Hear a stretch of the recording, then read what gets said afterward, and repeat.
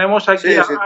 a Jorge Molís, un autor que desde que leí Prométeme que serás libre, me enganché a su narrativa y a su forma de escribir y que le pude conocer en persona en Cartagena cuando presentó Canción de Sangre y Oro, lo que le supuso ganar el premio Fernando Lara 2018.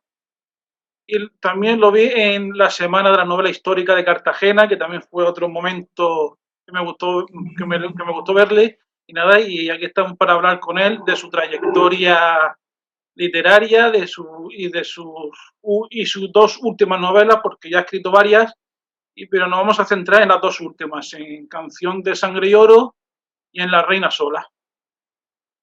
Bueno, la primera pregunta que te quería hacer, Jorge, era ¿cómo fueron tus inicios en el mundo este de la literatura? Bueno, mis aspiraciones fueron unas y mis inicios fueron otros, ¿no? Porque yo de pequeño quería ya escribir, desde que mi padre me cogió de la mano y me llevó a la biblioteca municipal y ahí, pues nada, conocí a Don Tintín, a Julio Verne, a Salgari, a todos esos, pues ya me llamó la atención y luego gané algún premio por cuentos escritos en la escuela y tal. Y bueno, pero yo le expresé mis deseos a mi padre, pero mi padre me dijo que bueno, que en España los escritores se morían de hambre y que hiciera algo que valiera la pena y que fuera útil para mi futuro y que aprendiera un oficio, porque acababa de suspender unas asignaturas y le tenía muy disgustado y desde aquí no podemos mantener a un estudiante que no aprueba y que no estudia. Y bueno, pues ahí mis deseos de ser un escritor quedaron aplazados durante mucho tiempo. Mi vida transcurrió por otros derroteros, pues buscando de alguna forma asegurar ese oficio y asegurar un poco la vida, ¿no? Y no fue hasta mayor realmente, o sea, yo creo que tenía bastante más de 40 años, cuando retomé el tema de la escritura. Dije, bueno, pues hasta aquí he llegado, pero no he hecho lo que yo quería hacer en la vida, ¿no? He estado haciendo otras cosas, ¿no? Y nada, pues ahí es cuando me decidí a empezar a escribir y fue un propósito de principio de año. O sea, en concreto, mi primera línea de mi primera novela la escribí el 1 de enero de 1996 como propósito de inicio de año, ¿no? Y bueno, de ahí, luego de muchos avatares, surgió mi primera novela. Y el sector editorial de tus inicios al sector editorial actual ha cambiado mucho. Bueno, yo diría que bastante, bastante. Han pasado muchos años y realmente, aunque creo que una de las cosas continúa ahí, ¿no? Para un escritor novel, el publicar es realmente duro y difícil, ¿no? Yo recuerdo que, bueno, una cosa fue escribir la novela y otra que me la publicaran, ¿no? Hasta el punto de que mandé mi manuscrito a todas las editoriales españolas, que algunas no me contestaron y otras me contestaron amablemente que no estaba en su línea o que no sé qué o que no sé cuántos, ¿no? Y bueno, pues volví a insistir, ¿no? Pues, cambié el título, cambié el inicio, me puse un seudónimo y lo volví a mandar. Con el mismo, exactamente con el mismo resultado de fracaso total. Pero tuve la fortuna de que alguien se interesó por mí y por mi obra. Y esta fue un personaje mítico en el mundo literario español, fue quien lo cambió todo de arriba abajo. Cuando yo llegué, cuando yo caí en sus manos, dijéramos así, ya era un verdadero monstruo en el sentido bueno de la palabra, ¿no? Fue ella, la Carmen Balcells, la agente literaria, la que cambió, dijéramos, en la relación entre las editoriales y los escritores en España, y algunos pudieron dejar de morirse de hambre para escribir. Es más, fue ella la que incluso mantuvo con sus propios medios a los escritores que ella confiaba que luego fueron los grandes del boom de la novela latinoamericana, que en realidad ocurrió en Barcelona, donde ella vivía, ¿no? Y tuve un encuentro con esa persona mítica y dijo que, bueno, que haría por publicar mi novela. Y efectivamente pude publicar mi primera novela, que se tituló Los muros de Jericó, ya en el año 2000, y fue gracias a ella, ¿no? Entonces el panorama literario ha cambiado mucho, para empezar porque ella ya no está con nosotros, y eso es un cambio porque ella imponía su criterio hasta el punto de cambiar legislaciones para que tuvieran los escritores más apoyos. El mundo editorial se ha tecnificado mucho, eso de publicar en unos meses ya no va. O sea, en general las grandes editoriales pues se toman su tiempo y también sus filtros son más importantes. Yo, al menos en mi editorial, algunos escritores han llegado sin agente literario y han tenido un éxito tremendo, ¿no? Por lo cual, por un lado, el acceso, si es una buena novela, pues yo no diría que es más fácil, pero es posible, ¿eh? Es posible.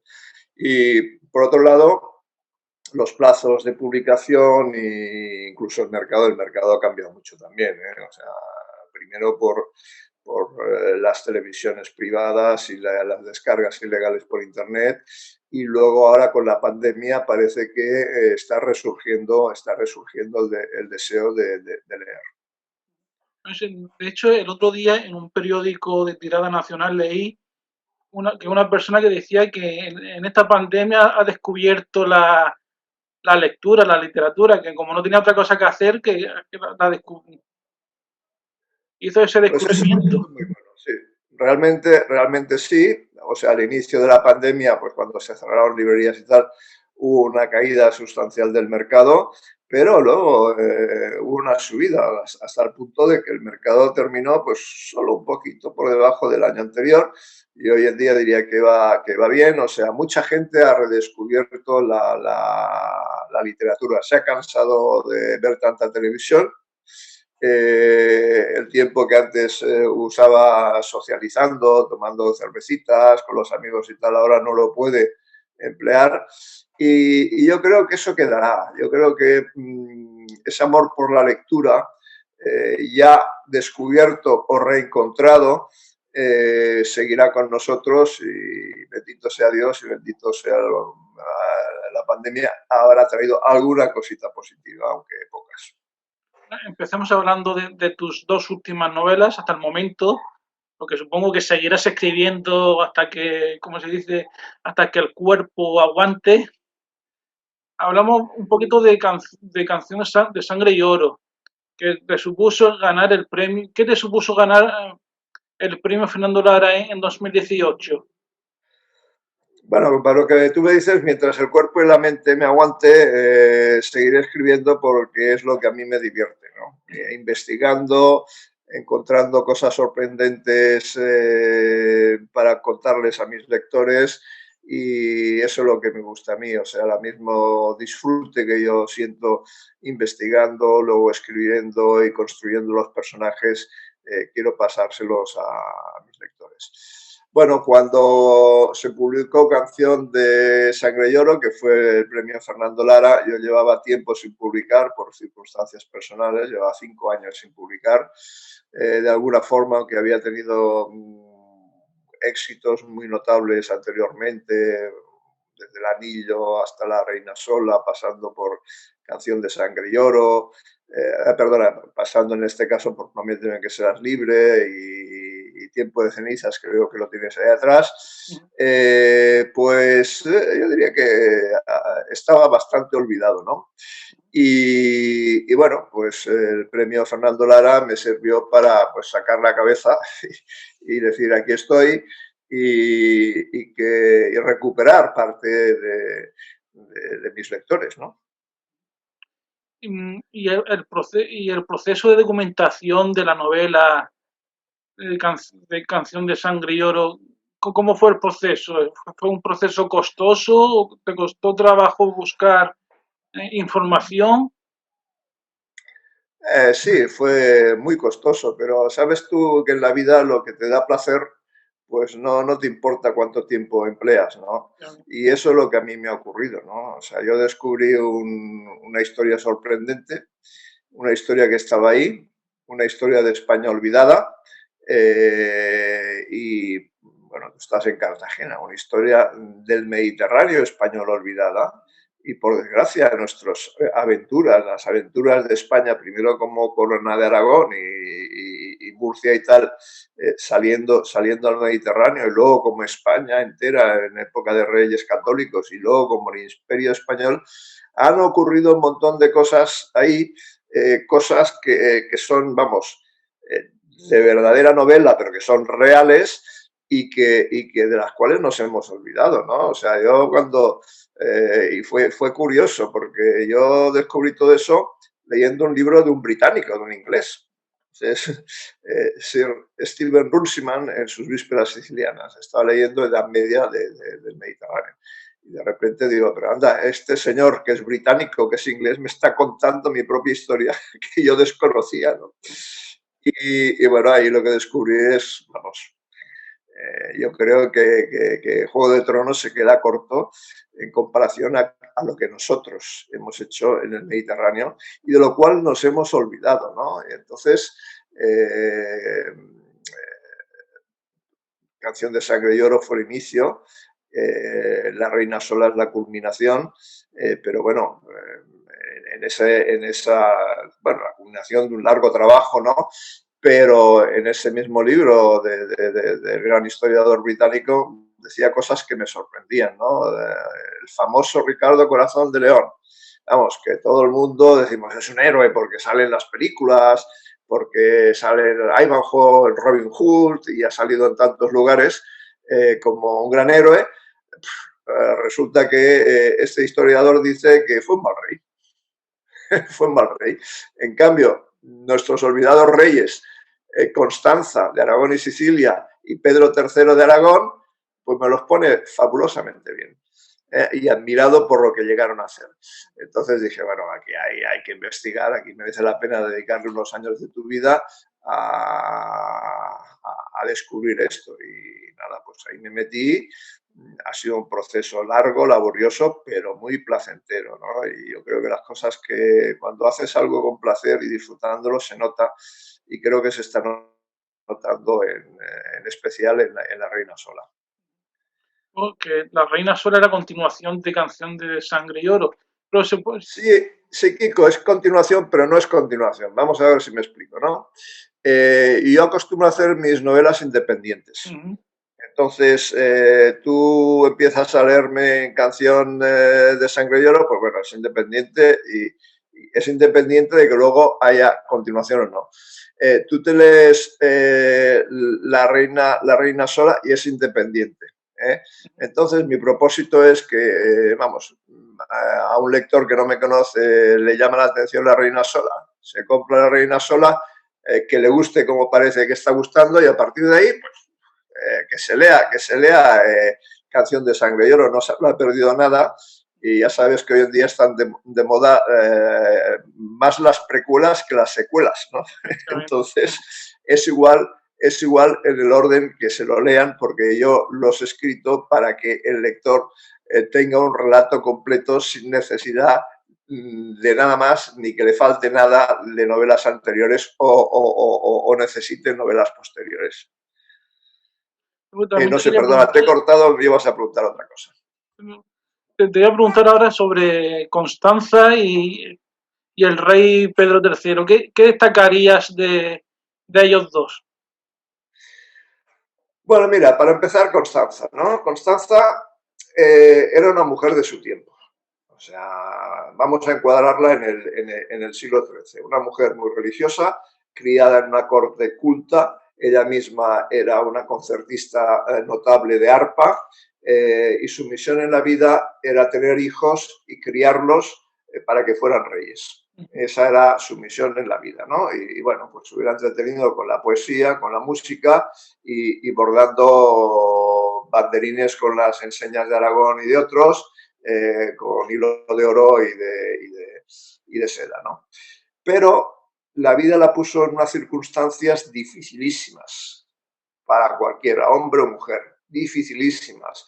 Y entonces es cuando ves que aparece el verdadero personaje, ¿no? Entonces una persona que me hubiera ocupado más de 2 líneas en cualquier texto de historia, Constanza de Sicilia y Aragón puede ocupar libros. Y a partir de ahí, pues ahí tenemos a Constanza, bueno, que la historia viene de la propia corona de Aragón, ¿no? De cómo Francia estaba asfixiando la corona de Aragón y a principios del siglo XIII pues le arrebató todos los territorios que tenía al norte de los Pirineos con una cruzada decretada por el Papa y secundada por los nobles sobre todo franceses que se apoderaron de todos esos territorios y ahí murió el abuelo de Pedro III, de Pedro II, pues defendiendo a sus vasallos cuando no pudo negociar con el Papa, no le dejaba negociar ni con el jefe cruzado y bueno, y todo aquello fue perdido para la corona de Aragón. Se recuperó un poco con Jaime I con la conquista mayor que la conquista de Valencia, pero bueno, ya no le quedaba más territorio. Al sur estaba Murcia, que pertenecía al reino de Castilla y que a pesar de que los musulmanes se rebelaron en Murcia y echaron a los castellanos, y fue precisamente Pedro III como general de su padre que entró en Murcia para reconquistar Murcia y luego pasó Murcia de nuevo a Alfonso X el Sabio porque estaba casado con Violante, la hija de Jaime I. O sea que no había ninguna intención por parte de Jaime I ni con parte de Pedro de tener ningún conflicto con Castilla, que además Castilla tenía 5 millones de habitantes y toda la corona de Aragón solo uno, ¿no? Entonces tenía muy buenas relaciones y por arriba tenía Francia. Francia tenía 16 millones de habitantes. Entonces era muy pequeñito. Entonces la decisión fue salir al Mediterráneo, abrirse camino al Mediterráneo. Y para ello, precisamente, Jaime I, el Conquistador, casó a su hijo Pedro III de Aragón, cuando era un infante, lo casó con la princesa de Sicilia, Constanza, ¿no? Pero ¿qué pasó? Pues que los franceses continuaron con su estrangulando la corona de Aragón, se quedaron con Navarra, que había pertenecido a la corona de Aragón, habían sido dos reinos unidos, y por si eso fuera poco, pues un papa francés decretó una cruzada contra el padre de Constanza, Sicilia, y el hijo del rey de Francia, con un gran ejército, entra por el norte, derrota al padre de Constanza, lo asesina y se queda con el reino. Entonces, cuando Pedro, todo eso es muy novelesco, pero es que es verdad, es historia. Entonces, cuando Pedro va y le dice a Constanza, y parecía una locura cuando se lo dijo, le dice, mira, voy a vengar la muerte de tu padre y te daré ese reino que te han robado. Parecía, vamos, una aspiración, ¿no? Un cuento de trovador, ¿no? Y en eso que, aprovechando una circunstancia que los sicilianos estaban hartos de los franceses y se rebelaron, pues ahí que desembarca Pedro y le coronan rey, llama a Constanza, dice, mira, he cumplido mi promesa que te parecía imposible. La corona reina, bueno, Constanza y 3 de sus hijos, porque querían seguir con la dinastía aragonesa en Sicilia, aragonesa siciliana. Y la corona reina, pero al día siguiente dice, mira, me voy y aquí te quedas con todo eso. Y todo eso era un lío impresionante, porque para empezar, no solo estaba en guerra el reino de Sicilia con Carlos de Anjou, el gran emperador mediterráneo que tenía la parte norte o la parte peninsular del reino de Sicilia, que el tiempo tenía Albania, tenía el sur de Grecia, era rey de Jerusalén y tenía 4 condados riquísimos en Francia, no solo con ellos, sino con Francia, la poderosa Francia, y sobre todo con un papa francés que era nacionalista francés a tope. Pero ya te digo, por si eso fuera poco, la guerra pues tenía conjuras interiores en el reino que la querían echar de ahí y la vida de sus hijos y la suya propia peligraba. Entonces la situación era complicadísima y ahí tenemos a Constanza en esa situación y ahí vemos cómo fue capaz de crecer, ¿no? Esa es Constanza, me has preguntado por Constanza y por Pedro, ¿no? Pedro, el protagonista masculino, pues yo creo que fue el rey más audaz, más atrevido que hemos tenido en toda la historia de España, porque las cosas que hizo, puedo decir, ese hombre está loco.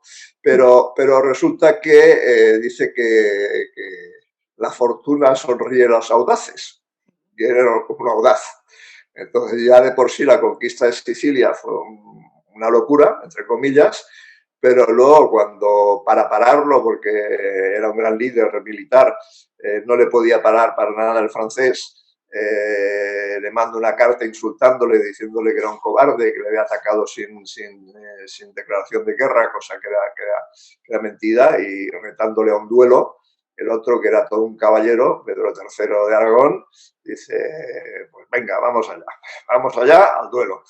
Y nada menos que el duelo tiene lugar en territorio enemigo en Francia y tiene toda la pinta de que va a ser una trampa y de que ahí va a dejar Pedro, va a dejar la piel como mínimo o le van a encerrar de toda la vida, por toda la vida. Pero ahí que se va Pedro porque es un caballero de la época, el honor es tan importante, y le han dicho eso el otro, el caballero trovador, vamos, era el paradigma del caballero medieval, pero con todas sus virtudes, ¿no? Y ahí lo tenemos. Y no la deja porque quiera dejar a Constanza, la deja por la importancia que para él tiene el honor, porque no es solo su honor, es el honor de Aragón. Y como cuentan los cronistas cuentan el rey de Aragón se va a Francia para defender el honor de España, porque en aquel momento ya existía un concepto de España. Pues también te quería preguntar, algo, quería preguntar un poco por el momento ese en que dices de que escribir sobre, por ejemplo, sobre Constanza, porque personajes históricos hay muchos. Por los momentos esos que dices tú, voy a escribir sobre este personaje, ¿cómo? Hombre, yo creo que Constanza, vamos a ver, para empezar, una buena novela tiene que transmitir emociones, pasiones. Y yo creo que en sí la mujer es mucho más capaz que el hombre de transmitir esas emociones y esas pasiones. Entonces, eso es lo que le da cuerpo a un personaje, ¿no? La pasión, la emoción, los sentimientos, y por eso escogí a Constanza, pero no solo por eso, sino porque es el personaje que se ve sometido a una situación más difícil. ¿Eh? Constanza, bueno, es la reina sola, ¿eh? Es la que se ve en una situación más difícil. Bueno, reina sola es como ella se ve, ¿no? La verdad es que no estaba del todo sola, ¿no? Y es por eso que pudo crecer como creció, ¿no? Pero bueno, yo creo que en sí es un personaje fascinante y la novela gira alrededor suya por estos dos motivos, por el motivo de las emociones del personaje y por el motivo de la situación tan complicada en que se encontró. Ahora, ahora lo que te voy a decir no es una pregunta, una observación sí, que gracias a tanto a Canción de Sangre y Oro como a La Reina Sola, he aprendido, aprendido o recordado que Sicilia perteneció a España durante mucho tiempo, muchos años. Es verdad, es algo que también excavas en la historia y te sorprende, ¿no? Porque yo, si hoy en día pregunto al común de los españoles, le digo, oye, ¿en qué lugar hemos estado los españoles fuera de España más tiempo? Pues lo normal es que te digan, pues en Cuba, porque en Cuba fuimos en el 98, nos echaron en el 98, ¿no? Y fíjate tú, desde tiempos de Colón, la conquista de Cuba empezó en 1513, poco después del descubrimiento, ¿no? Pero sorpresa, no fue Cuba, porque Sicilia fue española 50 años más que Cuba. No solo eso, en Sicilia entramos no como conquistadores, sino como apoyo, como ayuda al pueblo de Sicilia. Y nos fuimos por un pacto luego de la Guerra de Sucesión Española, pero aún así fue heredada por una dinastía borbona. y los Borbones mantuvieron el escudo de la Sicilia española durante 150 años más. O sea que en total nuestra presencia se puede decir que son 600 años. Si vas por ahí, vas a Sicilia, como yo me la he recorrido, y encuentras, vamos, las huellas de nuestros antepasados en muchos lugares. Y hay que sentirse orgullosos de lo que hicieron nuestros antepasados, y parte de ello, la novela, es parte del objetivo de la novela, el que no solo lo pasemos bien, no solo aprendamos historias, sino que sepamos que nuestros antepasados hicieron grandes cosas también en el Mediterráneo. Y, y aparte de la promoción de la Reina Sola, que es lo que toca ahora, ¿tienes algún nuevo proyecto literario en mente o solamente te centras ahora en la promoción de la novela?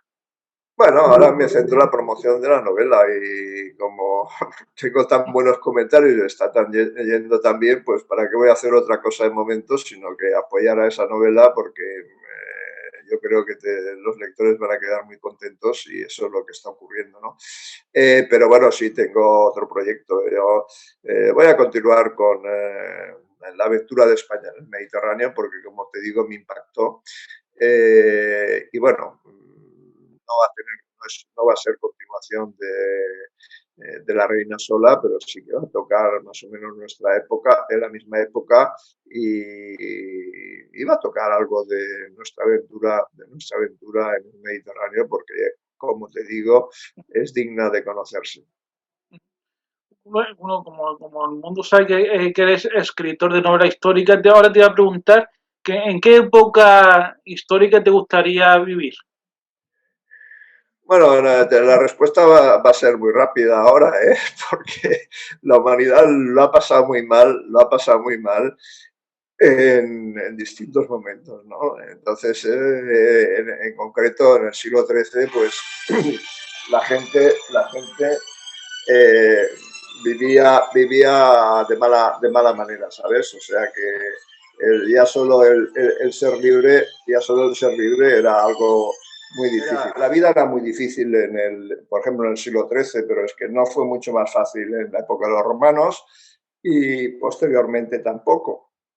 Entonces, un caso de ellos es protagonistas de la novela, los famosos almogávares, que fueron quienes ayudaron a expandir la corona de Aragón por todo el Mediterráneo. Pues esa gente era gente que estaba en el monte, crecidos en nuestra reconquista, y que habían decidido huir de la casi esclavitud de los campesinos de la época y tomar las armas para defender su libertad, ¿no? Y bueno, tan pronto luchaban contra musulmanes como a veces les contrataban nobles para luchar contra otros nobles, y vivían en el monte. Cuando no tenían otra cosa comían hierbajos y saltamontes, ¿no?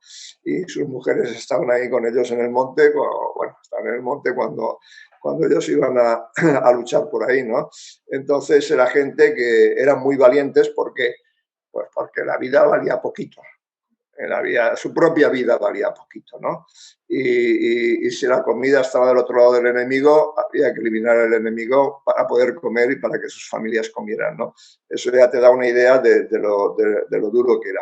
Y bueno, ellos fueron el gran ariete de la corona de Aragón en el Mediterráneo. No solo lo sabía de la corona de Aragón, sino que lo sabía de Castilla también. En Castilla el equivalente de los almogávares eran los golfines, que se juntaron junto a los almogávares para la gran aventura de Pedro. O sea, la aventura de Pedro no era solo de la corona de Aragón, sino que era, digamos, fue la primera aventura internacional de España.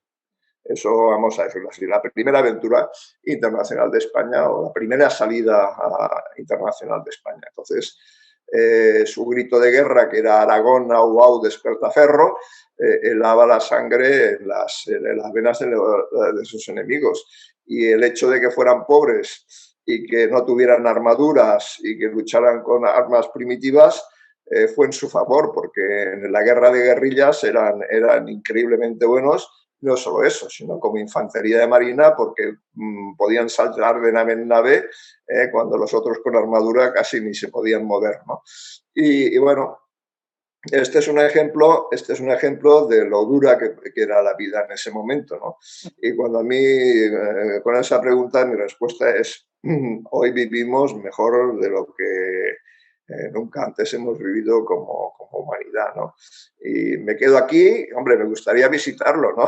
Al menos me gustaría visitar y conocer esos personajes fabulosos sobre los que escribo, pero para verlos un rato, pero en espíritu, ¿no? O sea, me refiero a que no estando ahí realmente, pero verlos. Esto sí me encantaría, pero ya te digo que la vida era durísima. Luego también una pregunta relacionada con la pandemia que nos ha tocado vivir, es que durante este tiempo en el que se han cancelado un montón de eventos literarios, culturales, ¿qué ha sido lo que has echado más de menos? Eh, Bueno, lo estoy echando de menos, ¿no? El contacto con el público, el poder dar la mano, a mí eso siempre me ha gustado. Tú me has visto cuando en las presentaciones en Cartagena, yo creo que el contacto humano es necesario, ¿no?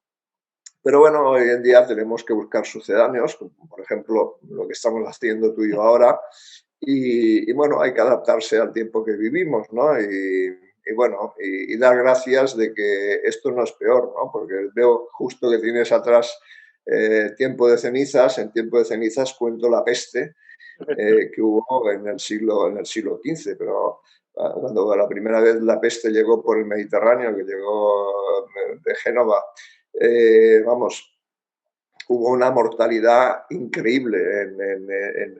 En Cataluña murieron la mitad de la gente. O sea que lo que estamos viviendo ahora, y en concreto en la ciudad de Tarragona, vamos, de cada tres murieron dos. O sea, familias que desaparecieron del mapa o que quedó una sola persona, ¿no? Entonces, el nivel de tragedia que se vivió en ocasiones anteriores, pues bueno, nos podemos quejar hoy en día, pero bueno, comparado con lo que pasó con la anterioridad, es leve, ¿no?